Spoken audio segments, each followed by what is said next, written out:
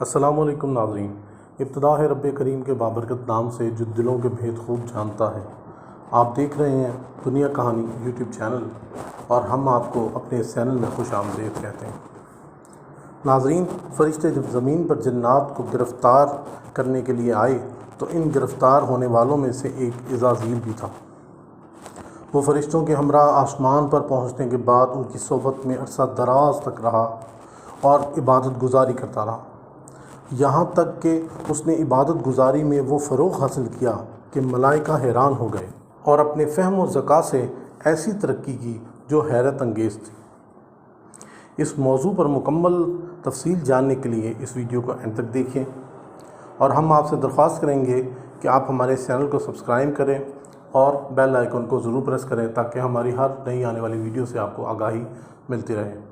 ہماری اس ویڈیو کو لائک کریں، شیئر کریں، اور آپ اس ویڈیو کے حوالے سے آپ کی کیا رائے ہے کمنٹ ضرور کریں۔ عزازیل نے عبادت گزاری اتنی کی کہ فرشتوں نے خداوند عالم سے استدعا کی کہ اس کو آسمان اول میں بلند مقام دے دیا جائے۔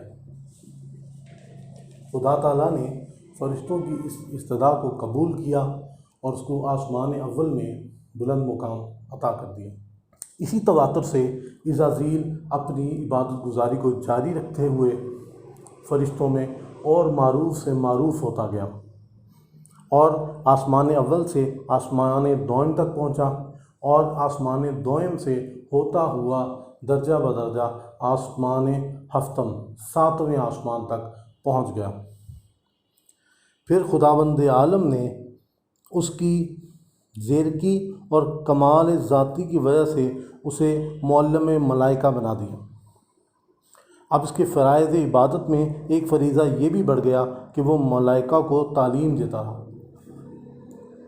عزازیل کو ایسا مرتبہ دیا گیا کہ اس کا منبر یاقوت کا بنا ہوا تھا اور اس کے منبر کے اوپر نور کا علم لگا ہوا تھا۔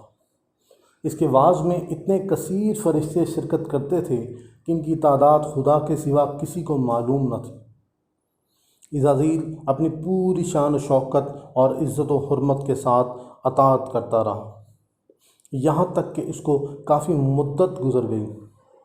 عزازیل کا جو وقت آسمان پر عبادات کرتے ہوئے گزرا، وہیں زمین پر جو جنات روپوش ہو گئے تھے انہوں نے اپنی آبادی سے دنیا کو پھر بھر دیا اور ویسے ہی قتل و غارت اور الہی نافرمانی کرنی شروع کر دی۔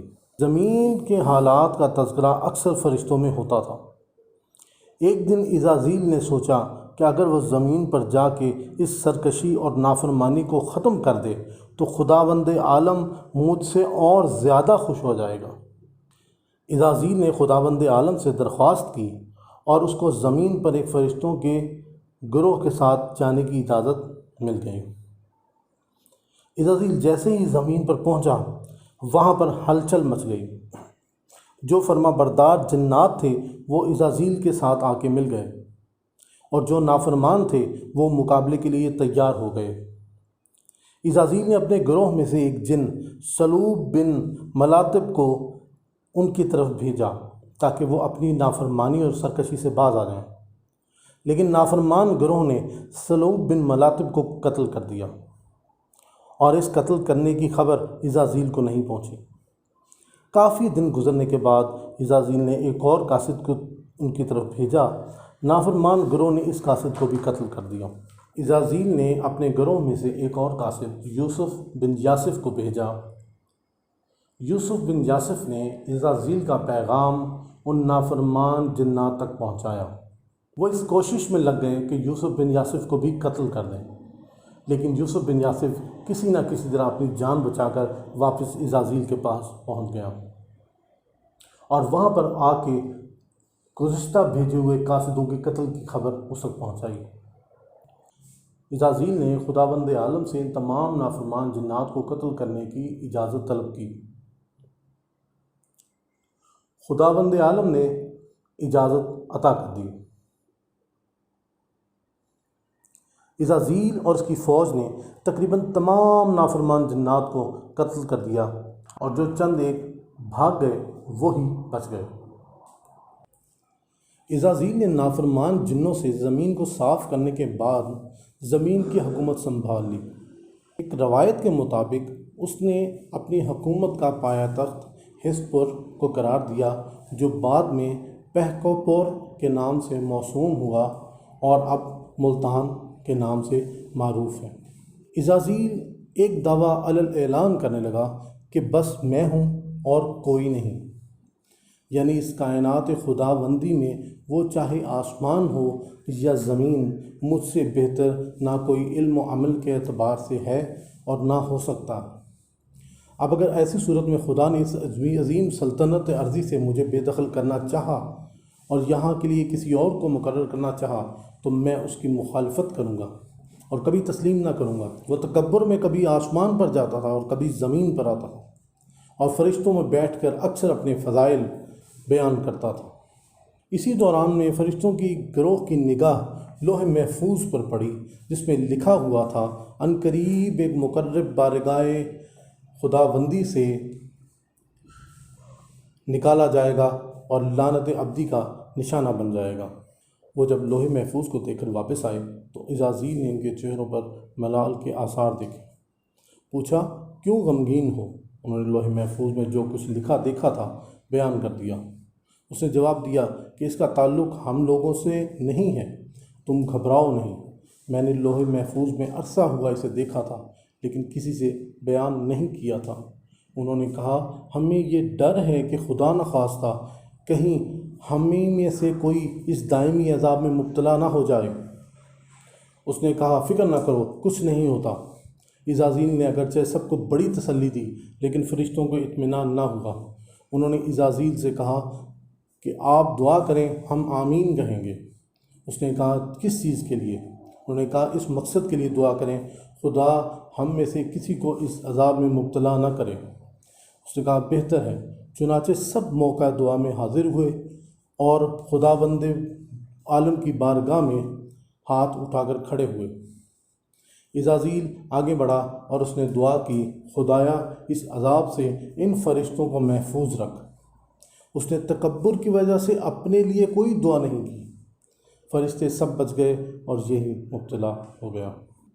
ایک روایت میں ہے کہ ایک دن عزازیل نے حلقہ بہشت پر لکھا ہوا دیکھا کہ میرا ایک ایسا بندہ جس کو میں نے ہر قسم کی نعمت سے بہرور کیا ہے اور اسے زمین و آسمان میں آنے جانے کی اجازت دے رکھی ہے، لیکن وہ میرے ایک حکم کی نافرمانی کرے گا اور میں اسے ملعون قرار دے دوں گا۔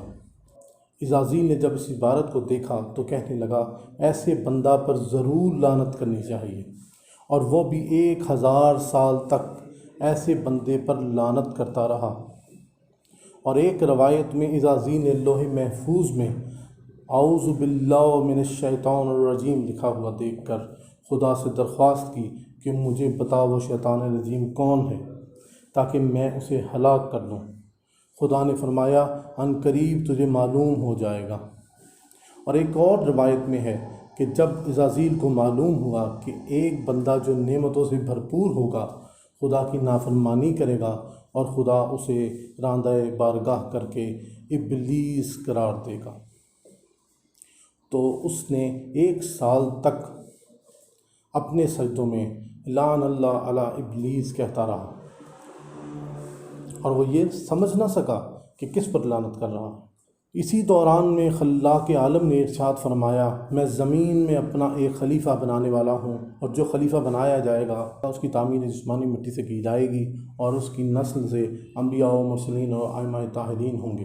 یہ سننا تھا کہ شیطان بھڑک اٹھا اور آپے سے باہر ہو کر بولا، خلافت عرضی کے لیے مجھ سے بہتر کون ہو سکتا ہے جسے میری جگہ پر لگایا جا رہا ہے، اور پھر ایسی صورت میں جب کہ وہ بنایا بھی مٹی سے جائے گا، میں آگ سے پیدا ہوا ہوں، وہ مٹی سے بنے گا، وہ مجھ سے افضل کیوں کر ہو سکتا ہے؟ اس کو دیکھتے ہوئے کئی اور فرشتوں نے بھی عاجزانہ انداز میں زمین کی گزشتہ مخلوقات کے حالات کی روشنی میں یہ عرض کر دیا، خدایا کیا زمین میں ایسے کو خلیفہ بنائے گا جو اس میں فساد برپا کرے گا اور قتل غارت سے زمین کو رنگین کر دے گا؟ اے مالک، ہم تیری تسبیح و تقدیس کرنے والے موجود ہیں، اگر تو ہم ہی میں سے خلیفہ بنا دے تو کیا بہتر نہ ہوگا؟ خداوند عالم نے فرمایا، جو میں جانتا ہوں تم نہیں جانتے، یہ سن کر فرشتے اپنی جرأت سوال پر شرمندہ ہو گئے اور وہ خدا کی بارگاہ میں استغفار کرنے لگے، لیکن عزازیل اپنی ہٹ دھرمی پر اڑا رہا اور سرتابی کرتا رہا، یہاں تک کہ عزازیل سے شیطان اور شیطان سے ابلیس بن کر ہمیشہ کے لیے رحمت خدا سے مایوس ہو گیا۔ ناظرین، اب ہم آپ سے اجازت چاہیں گے، اپنی اگلی ویڈیو کے ساتھ جلد ہی آپ سے ملاقات ہوگی۔ اپنا اور اپنے گھر والوں کا خیال رکھیے گا۔ اللہ حافظ۔